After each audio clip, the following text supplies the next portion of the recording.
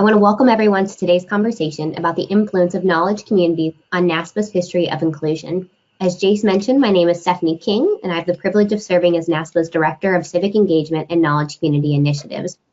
As we are approaching the culmination of NASPA's 100th anniversary, on behalf of NASPA, I can say that we're thrilled and humbled to have several student affairs educators convening for a discussion about the advancement of inclusion and innovative practices within the association through the lens of NASPA's Knowledge Community Program. Today, the conversation includes voices from a sampling of individuals and knowledge communities that have been a part of the evolution of NASPA. I'd like to take a moment to acknowledge that we did want to include as many folks as possible from a variety of identities and content areas in today's conversation, but unfortunately, after extending the invitation to participate in the discussion, we were unable to coordinate logistics for all. Particularly, I'd like to acknowledge the absence of our African American knowledge community colleagues in joining in today's conversation. Please know that their voice is important, and we certainly honor all that they've done to help involve NASPA as an association and our field. The folks that are joining us today are in all stages of leadership and tenure in the field and have been actively engaged in moving forward the conversations and initiatives to make NASPA a more inclusive space through the lens of the Knowledge Community Program. Today's discussion will center on how the NASPA Knowledge Community Program, now featuring 36 KCs, serves as a catalyst to influence inclusive practices at all levels of the association. Please know that information about all of the KCs and their involvement can be found on the NASPA website at www.naspa.org. As we get started with today's presentation, I do want to offer each of our colleagues an opportunity to introduce themselves. So we'll go ahead and get started with Julia to then move forward through the conversation. Sure. Good afternoon, everybody. My name is Julia Golden. I'm the Assistant Dean at MCPHS University, and I serve all 4 campuses, and I'm really glad to be here today. Thank you, Julia. Sarah? Good afternoon. My name is Sarah Mata, and I'm at the University of Oklahoma, and I serve as the National Research Traineeship Program Coordinator. Thank you. Henry G? Sure. Good afternoon. My name is Henry G. I'm the Vice President of Student Services at Rio Hondo College, and I have been involved since the beginning of the APIKC. Thank you, Henry. Stephanie? Nueha Scanio. My name is Stephanie Waterman. I'm a faculty member, and I coordinate the Student Development Student Services stream here at the University of Toronto. And I'm the co-chair for the Scholarship Committee of the Indigenous Peoples Knowledge Community. Thank you all so much for joining us today. As we do get started, I do want to acknowledge that as we go throughout today's presentation, we'll do our best to use the proper pronouns for everyone as they'd like to be identified, and do ask you to, as attendees, to ask us questions about those processes as we go forward. So I would prefer to use she, her pronouns as we move through the conversation. As we get started, Henry G., would you mind sharing a little bit about your historical memory of the origin of the Knowledge Community Program? Sure. Many years ago, and I would say about 1989 to 92, I was the National Network Chair for the Network for Education Equity and Ethnic Diversity, then called NEED. And from that spawned the KCs. I have to confess, I was a 3-year national chair, and when they first started talking about switching to KCs, I was really frustrated because I was not involved with the initial conversation. And I was a little bit frustrated because, for example, since Tony Ross is not here today, he's the one that first took me under his wing and helped me when I joined the Minority Caucus. And when I first joined the Minority Caucus, I was the only non-African American in the room. And so I think there's a lot to be said about the fact that the African American network back then and till to this day was always welcoming and inclusive. And so I'm sorry to see my mentor and friend Tony Ross not able to join us today, but I did want to give him a shout out for that. But the network created became eventually the KCs. And I think my initial criticism or concerns about the KCs were unfounded by 2 years later when I saw how strong the KC became. Thank you for sharing that perspective, Henry G. Part for folks that are newer to the knowledge community space, we were previously known as networks, which was a space for folks to come together and convene over like ideas or content areas or identities. And then in 2001, we made the evolution, I'll keep using that word today, to become knowledge communities with the purpose of creating and sharing knowledge around different topic areas, content focus, and then of course identities as well. So thank you for sharing that perspective. Julia, would you mind sharing a little bit about how you think the Knowledge Community Program has influenced the association as a whole? Absolutely.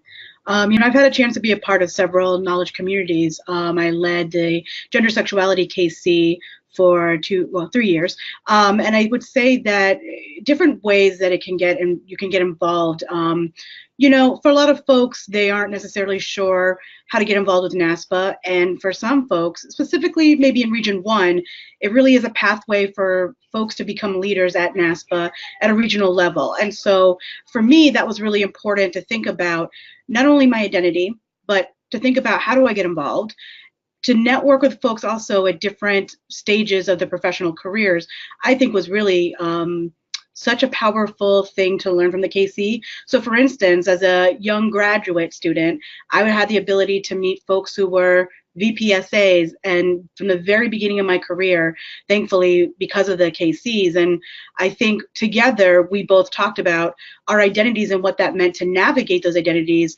not only through our professional career, but thinking about personally, what are some things that we both had as a challenge, and what was it going to take to find that resiliency? And for me to learn that as a younger professional, a couple of years ago, it was really helpful to learn that for those who came before me. And I think the KC really offered me that opportunity to not only get involved and think about and reflect who I am in this field, but how one day I would give back to it as well. Thank you for sharing, Julia. I know you had mentioned the terminology of the Gender and Sexuality KC, and I know under your tenure with Alex Cabal as your co-chair, you all were able to go through a process of helping your KC to think about the work that they do maybe a little differently. For instance, by the way of the name change from the GLBT KC to the Gender and Sexuality KC. Would you mind highlighting a little bit about how that has influenced the association in your perspective? Sure. Language matters. And as much as it's really nice to be elected by fellow members for these positions, I'm representing a whole group of people, and the GSKC has a large following, and we were able to find out that a lot of people really wanted to change the name of the GLBTKC, as it was an older term that really kind of had roots from the 90s and didn't fully represent all of our KC members, specifically those who had various gender identities. And that was something that we really knew we wanted to change, and so we were able to create a survey and do that. And our members felt very much validated and felt like they were part of the process with us. And so I think a couple of things there, right? When you ask your members how to look for advice, it has them realize that you're not just making decisions and they're not just coming out of anywhere. You're showing your transparency, and folks felt like it meant that they too could be a part of something and make a difference within the KC. Even our survey we handed out, we had a lot of people share stories of how they could envision a name change making such a difference for them. And it would feel like they could be further connected to our KC. And so that really translates to giving the chance for us to be more inclusive and more all representative of individuals and identity, various identities, but it also then trickles down to other parts of NASPA, or even goes back up to folks thinking like, I didn't know a name change could happen. And we were like, yeah, we just asked, So I think it's really important to know that change can happen. It takes time, and it means you want to really do a thorough job at figuring out how to create a change. But I think that it had a lot of people saying, wow, together we create a little bit of change, and it impacted other KCs as well. Thank you for sharing that experience, Julia. Sarah, would you mind reflecting on the same question? In what other ways have knowledge communities influenced the association? Yeah, absolutely. I'd like to start off in just mentioning Julia said that the name change came from the membership. When I think with the, as being a past co-chair for the Latinx AO knowledge community, it was more of the leadership. And so obviously we did a survey and we did consult our members, but the initial conversation came from, look, this is something that we're seeing change within the research, within the dialogue. We need to be more inclusive by adding the X to our knowledge community. And, like with any change, there was those who said no, we think we should keep it the way it is. You're defying our language. But the overall general information we received from our members once we surveyed and also got that information is that we need to move forward. We need to be progressive. We need to be inclusive. And I think that really helped to enlighten our membership much more than I think initially was thought possible, kind of in light with what Julia was mentioning. I also think that NASPA provided a space for us to be able to do that and was very supportive. But we knew that wasn't just changing the name, wasn't going to change our membership's understanding of what that looked like. And so by that, we partnered with the gender and sexuality knowledge community and we're able to do and continue to do the work in which there's so much more to this process than just, putting an X in our name. We need to help to educate. What does this look like? Who's the community that we're trying to be more inclusive? Why does our Latino and Latina, why isn't that inclusive in general? And how can we help to change the narrative of the history in which some of our background has been notorious for being homophobic, and really helping to use NASPA as a platform to change so much more in educating, and that is by the partnerships that we've been able to provide with working with the gender and sexuality. So it was much more than just a name change. We went through the process because it was really important to hear what our members were saying, but it also is important to make sure we're doing this appropriately, and it's not just to be able to check the box to say, look, we're inclusive now, but that we're continuously working because, we've got hundreds of years of trying to fix the negativity that's been a part of our community that we need to overcome in moving forward and helping them by educating. Thank you, Sarah, for sharing the work that you've been doing with the Latinx AOKC. Stephanie, would you mind responding to the same question about how has the Indigenous Peoples Knowledge Community or other knowledge communities been able to influence the association? Well, I think with our KC especially, it made us more visible. When we first started, there was like 2 or 3 of us who went to the conference in 2004, and we met up to after presentations to network and just to have this space to be together. And one of the things we talked about was how little current research there was in higher ed and student affairs in particular about Indigenous students, and in particular by Indigenous scholars.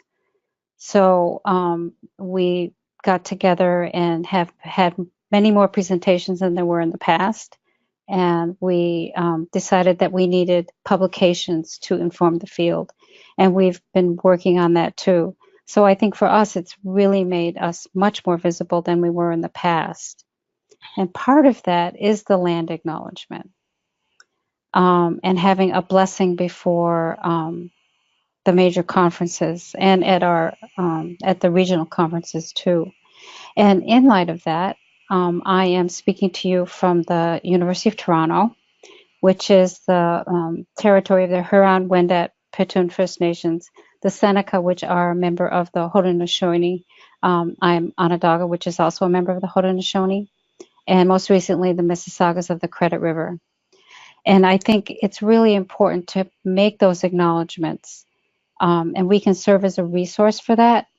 We are not the experts on the land acknowledgments, so we can guide you, because all institutions of higher ed in North America are on Indigenous lands. And I've been doing this since probably 2003, 2004, before I speak at a conference, because I want people to know where they are and that we're still here, and that somehow great wealth and resources were transferred in order for these institutions to exist and these large cities. And we go to them and we have convention. And I think that needs to be recognized. So I think for us in particular, it's that visibility. Yes, thank you for sharing your experiences, Stephanie. It's impressive to think how the community has grown from a few folks gathering in the early 2000s to where we are today. And I know we recently just pulled KC numbers. I think there's a few hundreds of folks that are connected to the Indigenous Peoples Knowledge community, and just seeing that growth, whether it's folks themselves that identify in that way or folks that want to learn and engage, is really, I think, important for us to acknowledge that there's folks out there that are intrigued or curious or looking for a homage and whatever that might mean for them. Mm-hmm. And especially, I appreciate you recognizing the land of Toronto and the work that Ozma and Ian did in 2016 to help employ the Indigenous Peoples Protocol Practices Policy. I will get the IPPP correct someday. It's a big acronym. But Stephanie, can I just mention something? Absolutely. Dr. Waterman, I just want to say a lot of your work is really well known in the Indigenous lens. I'm just thinking about how you've been able to share your research through the KC is so invaluable. And I think that that's another thing I just want to name is that the second I got into a PhD program, we read an article by you. And I think it really allowed my cohort to think about what are the best practices in making sure that we are putting Indigenous voices forward. And I think that the KCs are a great example of where we can think about what are these marginalized voices that we can also continue to put forward in this work. And so I just love the fact that folks are considering not just in maybe the research that they know, but they're now sharing best practices and research through these KCs. And I just think that that is, we're really lucky to have folks who are engaged in KCs like that. I agree. Thank you, Julia, for your comments. And again, Stephanie, thank you for sharing of the work of the Indigenous Peoples Knowledge community. I think shifting gears slightly, I'd like to ask Henry, do you feel that the knowledge communities have created space for NASPA members who hold marginalized and intersecting identities? And if so, could you name an example of how we're able to hold space? Well, sure, and I need to correct something. Earlier I said 1989. I should have said 1998 is what I meant for the Network for Educated Equity. I'm not that old, but thank you. I think the knowledge community and the growth of it and how they would get people to be included in NASPA. You look at when KC's first started with a dozen, and now we're at 36 and growing. I just came from an institute this past weekend, and I know that they're actually submitting another proposal for KC for formerly incarcerated students. And so I think what we're doing more and more now as an association is trying to reach out to people who may not feel they belong, who may be marginalized. And I think just the growth of KCs themselves is indicative of the fact that NASPA is sensitive, is willing, and is open to listening. And that hasn't always been. You know, I will go back into the 80s when NASPA was always named the Good Old Boys Network. And people didn't feel it was open to young professionals or people of color. And you fast forward, like I said, 1980, when I attended a conference, and I'm the only non-African American in the room, Minority Caucus Association, and I was the only non-African American, to 1998 at a pre-conference where there was about 7 or 8 APIs in that pre-conference alone out of about 40 people. So I think over the years, NASPA has really paid attention to, listened, and cared about making sure that we included everyone that comes to association and not leaving people marginalized.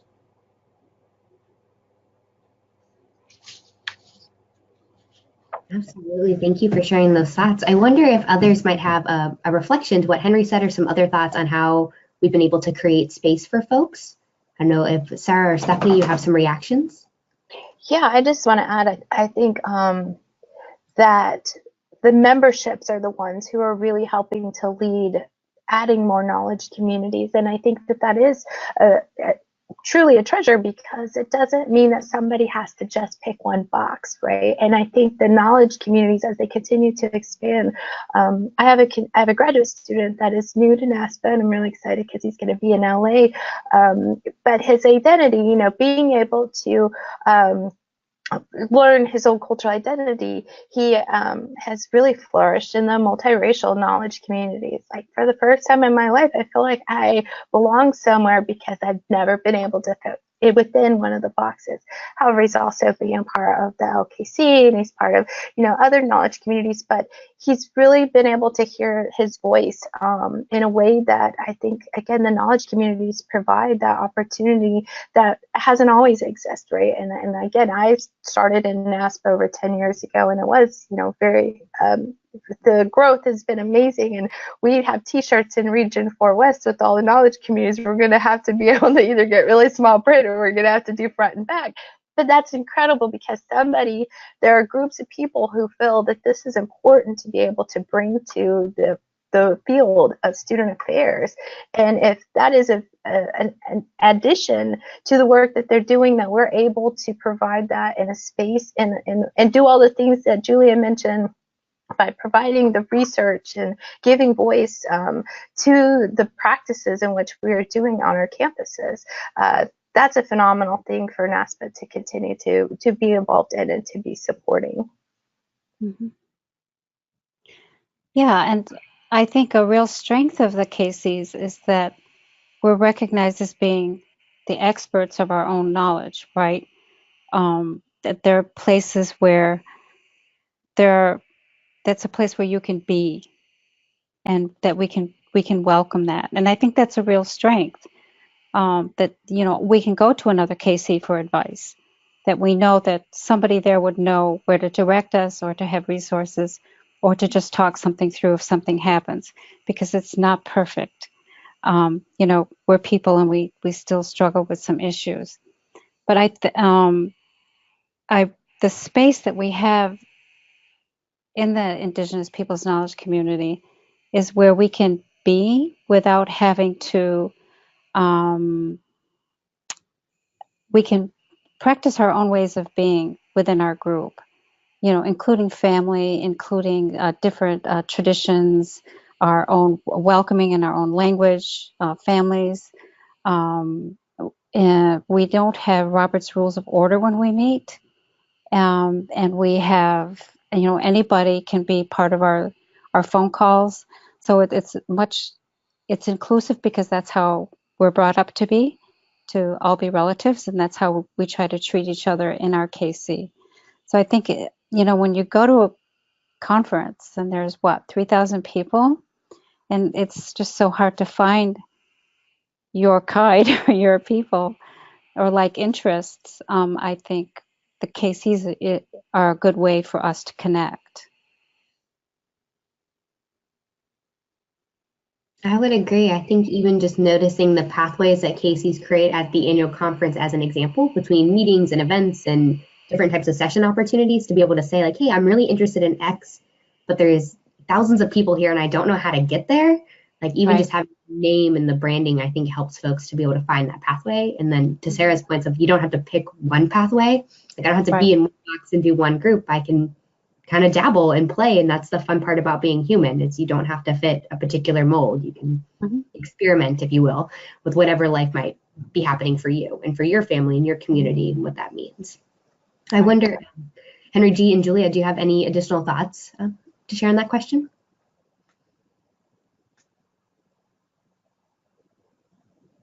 I don't at this moment.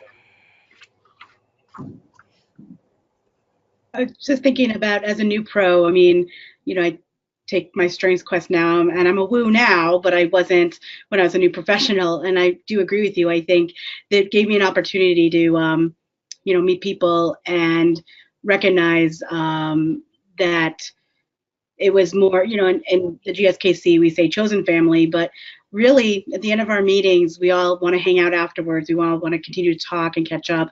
And I think it just offers you a moment to really have great conversations and, really kind of see each other outside of the professional and bond. So I think that that's been really nice too.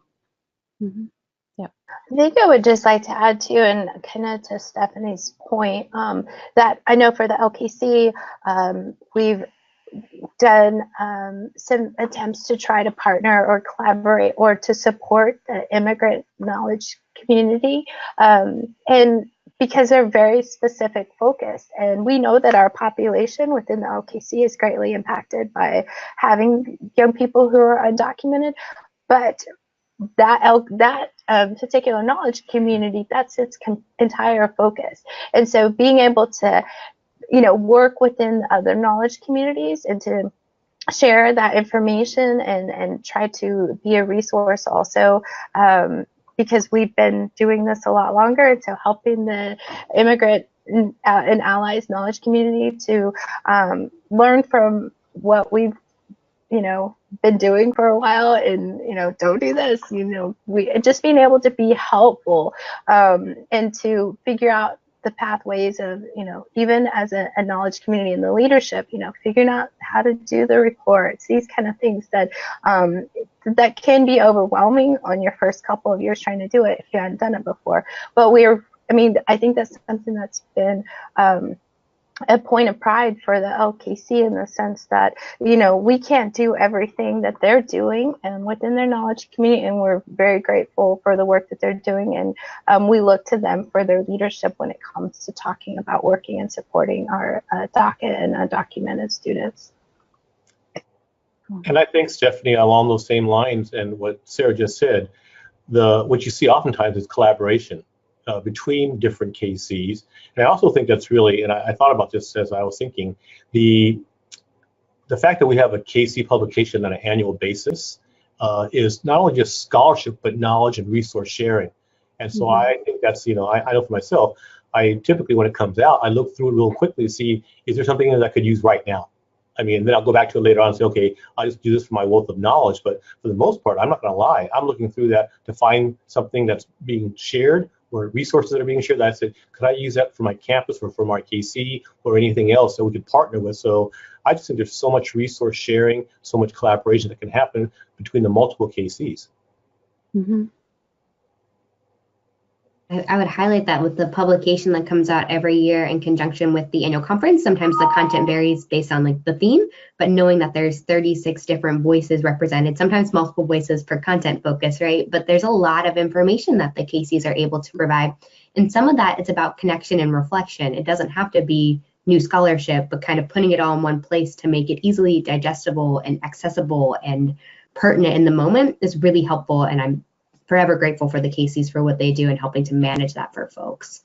I wonder, I know, Julia, you've said a couple times now, as a newer professional, when you entered into the KC space, you've seen some evolution of just the GLBT, now gender and sexuality KC, but would we all mind reflecting a little bit about how you personally got involved with the KC program? And was there one particular group that you gravitated towards, or was it multiple identities that brought you to different groups or focuses? I kind of went from work to personal. Hope you don't mind the shift. That's okay. I know for me, the identity that I probably most identified with it when I first was a new pro, I was very much about talking about my LGBTQ identity. And so really it just felt very natural to kind of, to find that space and make it kind of that professional home. And I had a lot of mentors through that who were probably deans at the time, and really took a lot of time to invest in me and say, let's see you lead some efforts here at NASPA. And I was like, okay, kind of excited to do that. And then, probably a little bit later on, I talked to one of my good friends who, I consider my brother, Alex Cabal, who I led the GSKC with. And the two of us had this one thought. We just kept saying we would love to join the LKC, but we didn't necessarily know if we would be invited into that space. It just didn't feel inclusive at the time. And some of that is us, and some of it was probably a little true, that maybe we wouldn't be welcomed in the way that we thought we might. So I think that, I'm not someone who just, says, this is unfair, and then doesn't do anything. For me, if it doesn't feel like that's right, then what can we do together to change that space up a little bit and make it more inclusive? So I think that that's kind of how I got involved in those two KCs. And again, it ended up being professionally, it really taught me a lot about how to strategically maneuver some of that work, because I think it's a lot of politics, but it's also, you're serving a lot of people as well. And you learn a lot about yourself. Definitely. Cool. I wonder, Stephanie, if you wouldn't mind reflecting, and then maybe Sarah, if you had some thoughts too.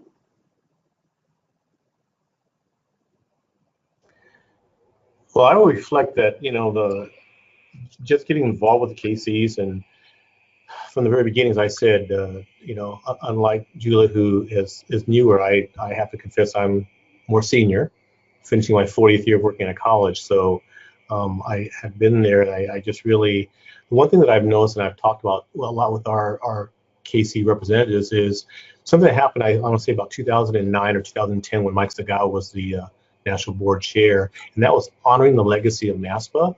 Sometimes I think we get so caught up in what's happening today that we forget about even the beginning of KC. That's why I agreed to be on this particular webinar, is because I thought I'd like to at least share some of the history, because sometimes, it's I age myself, I say the Janet Jackson, what have you done for me lately? And we forget about some of the history behind that.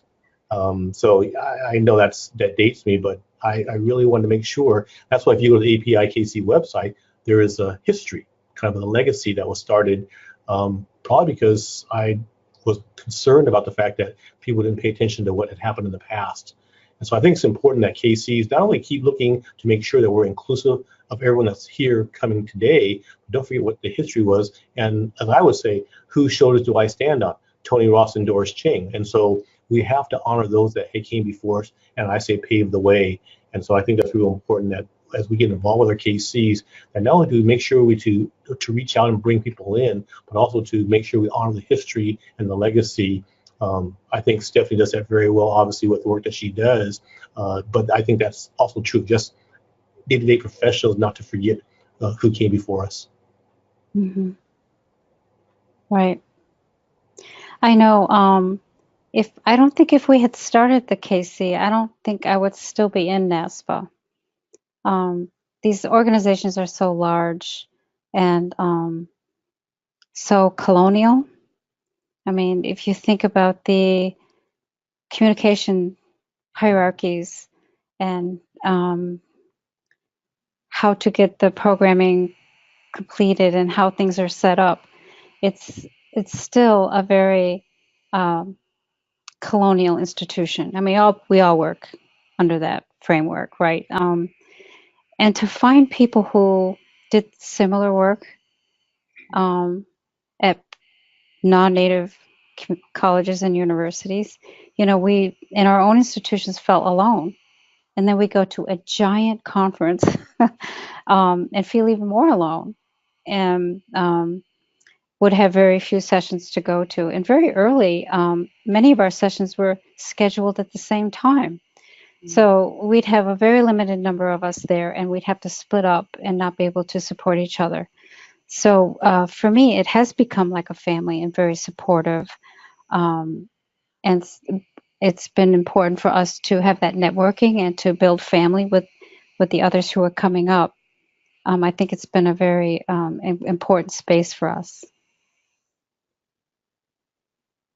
I would add my entrance into the knowledge communities was actually, I saw some amazing leaders within my region. I'm like, how do I get involved, and how can I get to know some of these leaders a little bit better? And so there was an opening for like evaluation, assessment, and research knowledge community. And that was my first knowledge community I was involved in. I learned a great deal, but at that time it was very qualitative or quantitative focus, and my research that I was doing as a grad student but also as a new professional was more qualitative. And so I had to figure out how I fit, and I didn't necessarily feel like I did because I was one of very few at that time. But that also led me to becoming more involved with the LKC and then eventually finding leaders within the LKC, especially scholars that were doing work. Like, I would not have finished my PhD had it not been for the amazing Latinas who were there to kind of lead the way to really help me feel like I wasn't alone, because I was one of the only women of color in my program. And I even wanted to do research on Latinas who were undocumented, and my committee knew nothing about that at the time, and so I couldn't do that work. But there were women who were in the LKC that were doing that, who really helped to inspire me to want to tell that story a little bit more.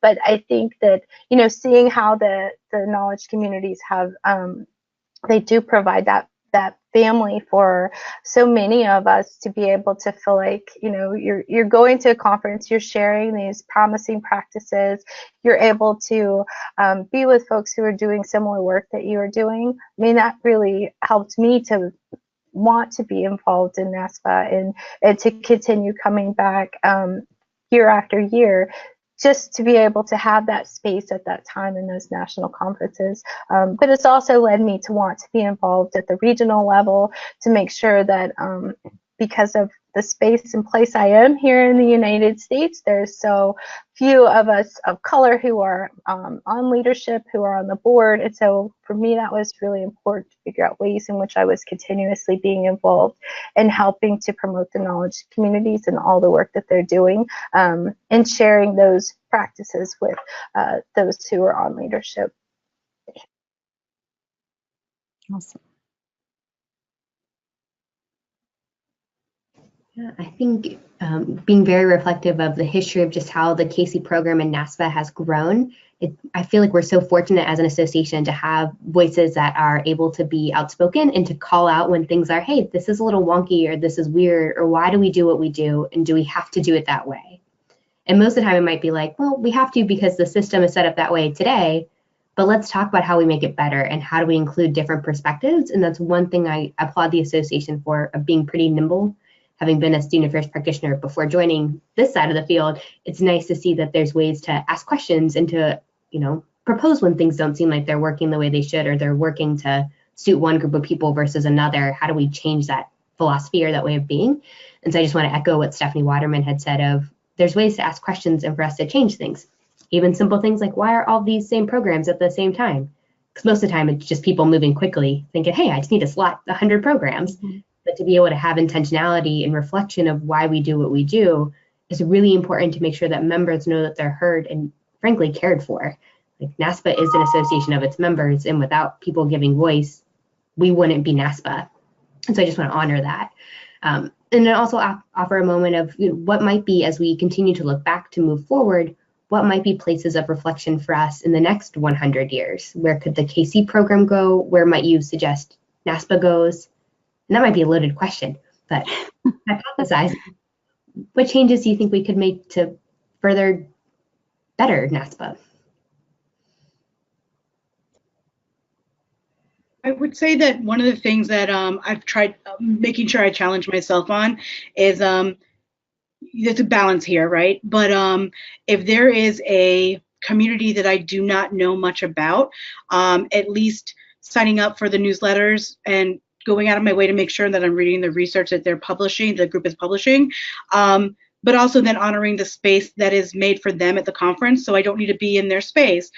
I think it's important to honor that space, but I do want to make sure, am I understanding things correctly? Am I understanding what the field is doing to support certain groups or not? And I think that understanding that research is really important. But again, still wanting to honor folks' spaces so I don't take up too much room. And I want to see more folks challenge themselves to do that. Mm-hmm. You know, I think that the NASPA continues to grow, and just like the KCs were developed to help create more involvement, inclusion, and to bring people in who feel marginalized. I think the same thing, and an example I would give is, for example, just the recent introduction and I think successful implementation of Escaleras. You know, I think that you have to invest in the communities to help people grow, and I think that's you know, important. I know when they first started, I think Kevin asked me, "What do you think about that?" I said, "I think it's wonderful. I think you have to invest, and I don't think we do enough of that. You know, and you think about what we used to offer. You know, we'd have the I think the Richard Stevens Institute, and we'd have the Al's Manicure, and that was pretty much it. Now you've got, you know, the new professionals, you have the mid-level, you have the AVPs, you have the aspiring, you have the, you know, so you have all these different opportunities for growth and involvement and engagement. We've just added, what, 2 or 3 cohorts of serve. And so I think NASPA has to be, using your words, Stephanie, nimble enough to realize who they have to help grow and also invest in that growth, because one thing that Kevin and I always agree on is NASPA is its members. And we have a responsibility, whether it's through cases or any other professional development opportunities that we can provide through NASPA to help invest in its members. And I would just add on to that, both Henry and I serve on the NASPA Foundation Board, and I think that is a movement that we are also becoming more aware of how are we helping to support our knowledge communities to do this great work for the membership, that it's not just something you do on your campus and then you come to a conference and then you leave, but how can we encourage and embolden our knowledge community members and the leadership to be able to be doing more for NASPA. And so as I see the future of that going, and hopefully we have more information to come out at the conference, but that we are doing the foundation is doing some real work to be able to provide funds to help support knowledge communities to do the work that they hope to want to give back to the membership in that way. So I worry about growth. AER is going to be in Toronto this year. How many thousands of people are going to be coming here?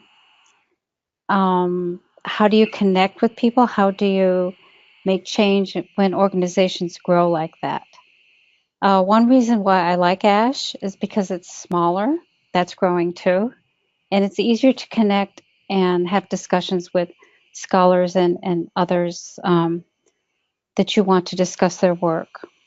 So I do worry that NASPA will get too big, because when you're already a small number in an institution or as a population, period, when the organization gets larger, we can get lost again and more invisibilized. So I do worry about that. And I think we need to challenge ourselves about what support looks like and how we move forward thinking about transformation or the things that we want to maintain in NASPA. We've had a hard time getting tribal college representatives to join. Typically, the conference is the same time as AHEC, the American Indian Council, and the organization for the tribal colleges meets around the same time. They are very often cash strapped. So what do we have to offer professionals who work with Indigenous students? And you may come from a very small institution that has limited travel funds, and it costs a lot to go to the convention. And how much support can we have for everyone to have our membership feel included? So, those are some of the things that I worry about us moving forward. I think that also reminds me of these conferences, professional development. We know that many institutions are cutting their funds, and so is it accessible to always attend these conferences? I know for the GSKC, we were very specific in creating scholarships, specifically for those who are trans and queer people of color. As we know, we look at research and showing that those folks tend to not have as much ability to, survive, let alone go to a conference. And so, going to college is such a privilege. And so if we can get folks to this field, that in itself to me feels sometimes like, wow, that's a miracle right there. And so, creating scholarships, creating more access, having the KCs be the folks that have free drive-ins in their regions, like those are the moments where you allow for folks to have access to NASPA that may otherwise may not be able to make it to the NASPA Nationals. And I think that to me is really important. Mm-hmm. Yeah.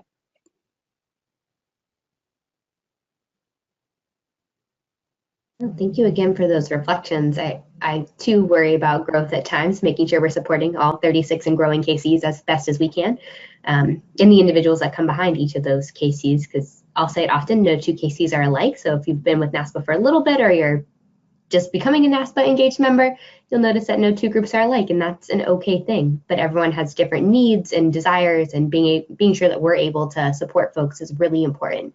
And sometimes that's out of fiduciary responsibility, and we need to figure out what that looks like. And that's, I think, being honest or being real. Like, that's challenging, but we need to be transparent of how we can do that and do that well.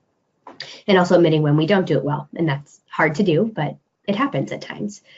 I wonder, we did have an audience question come in asking if anyone would be willing to share what it's like to first get engaged. Sometimes it's intimidating to show up to a group meeting or to show up at an open business meeting for an identity or for a content area that you're interested in.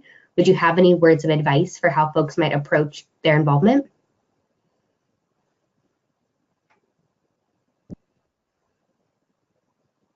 I think I just talked to one of my mentees who's just graduated and has their first professional job.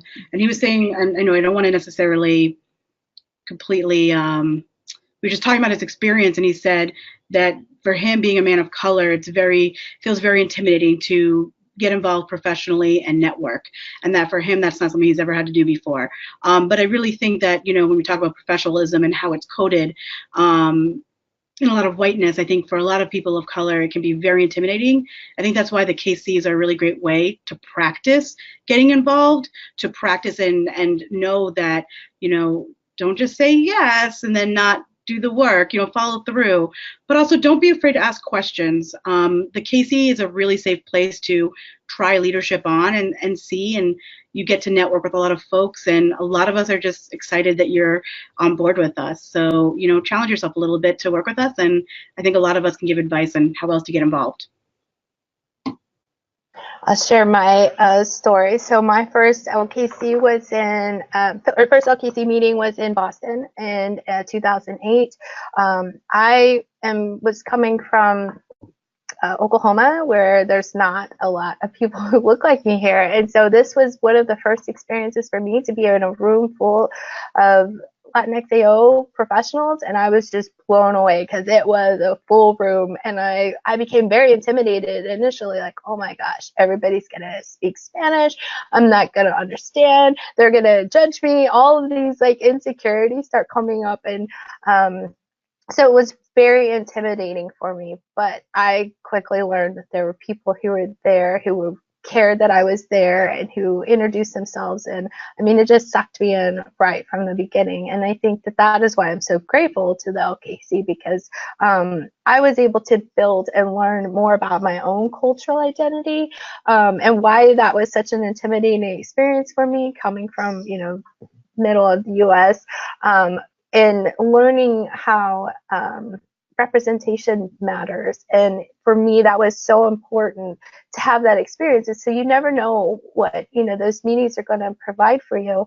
And sometimes it is, you're stepping out of your comfort zone, you're going to a new place, and that can be overwhelming, especially when there are so many people at NASPA. But I think, in the long term, it depends on what you're passionate about, and you will find your pathway. So maybe it's not within your cultural identity. Maybe it's more that you're interested in. I mean, we have a plethora of knowledge communities to choose from. And so I think, being able to find that fit and helping to promote that within your career is really important. And so I think as giving advice, especially to my NUFs and my graduate students that I work with who are considering student affairs as a profession, like, networking is so important, and you're not going to be able to do that unless you put yourself out there to some extent. And so that's part of the process, and you get used to it after a while, and then you won't shut up. So you're so excited about the work that you're doing, you just like, let me talk about myself and all the things that I'm doing that's really cool in my profession. And so it's just part of a growing process for sure. I think too, the truth is, if you're a brand new person walking into a room of strangers, you feel a little bit intimidated. And then on top of that, you add on the fact that you're slightly introverted, makes it tough. But you have to first understand there are people in that room that are also introverted.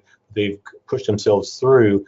And I say it all the time, because I think I'm a pretty extroverted person. I'm fairly friendly. I tell people all the time, just walk up and introduce yourself to me, because honestly, if I've met you once before, I probably don't remember you. I meet so many people. So I said, just go and say, hi, my name's, Stephanie Waterman, and I met you at, oh yes, good to see you again. And we can make a connection. And if you're brand new, you've never met someone before, just walk up and say, hi, Sarah, my name is Henry, and I want to know more about your KC, and just kind of start the conversation to get them talking, just to kind of make a connection and say, oh, I'd like to, how do you get involved? And then I think all of us would say, oh, here, let me introduce some people that could maybe get you to volunteer, because, you know, we're always looking for volunteers. That's the truth.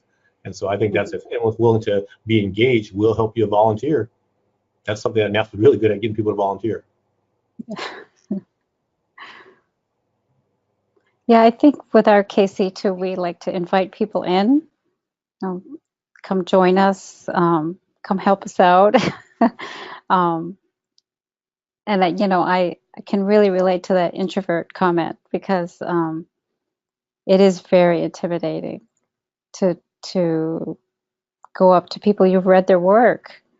You might have read their work in your master's or graduate program, and then there they are standing somewhere. So, but you know, I always remind people that researchers love to talk about their research. So if you go up and you ask a question, they usually they may answer in too much detail and way too long, but go for it.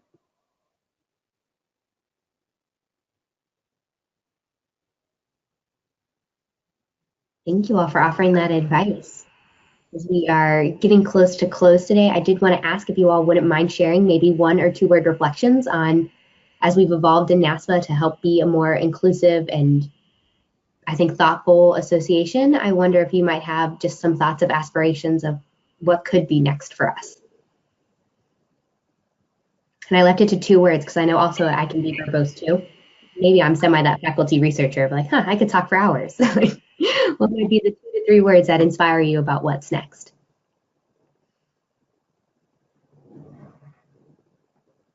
I will volunteer to go first. I think the 2 words I would think of for the KCs, and in particular the API KC that I'm most familiar with, is engagement and acceptance. I would say you're needed. I think new voices, different perspectives, you know, getting newer people involved who haven't been doing this for a long time is really important.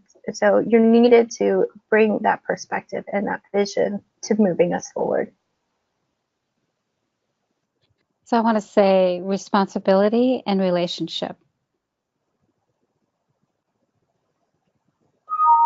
Took a lot, so it's really hard to just pick a few words. But you know, truthfully, when we talk about the KCs, to me, honestly, the 2 words that come up is welcome home. I really think that this is your professional home now, and I think it's a really great chance to connect. Thank you. I feel like after welcome home, it's hard to be like, have a good day. But I do want to thank our conversationists today, for Sarah and Julia and Stephanie and Henry. Thank you for all that you've done for NASPA and for being a part of today's conversation. I know I look forward to our continued relationships and growth as part of an association professionally, and then of course personally. Also, I would echo Henry's words of, if you don't know someone, do introduce yourselves. I think we're all often overwhelmed and introverted when it comes to professional engagement, and so there's no wrong way to say hello. Please do come up and introduce yourself to all of us. But thank you again for your time and coordination and all the efforts that you all do. It's so appreciated in helping to advance our work and to also providing visibility to folks and voice to all of our colleagues. And also thank you to Jace and our colleagues that helped to organize. It's been most appreciated for your technical support and of course logistics of getting everyone in the room. Hope everyone has a great day and that we'll be in touch soon as we continue to talk about NASPA's KC program. Thank you. Great. Thank you. Thank you. Bye.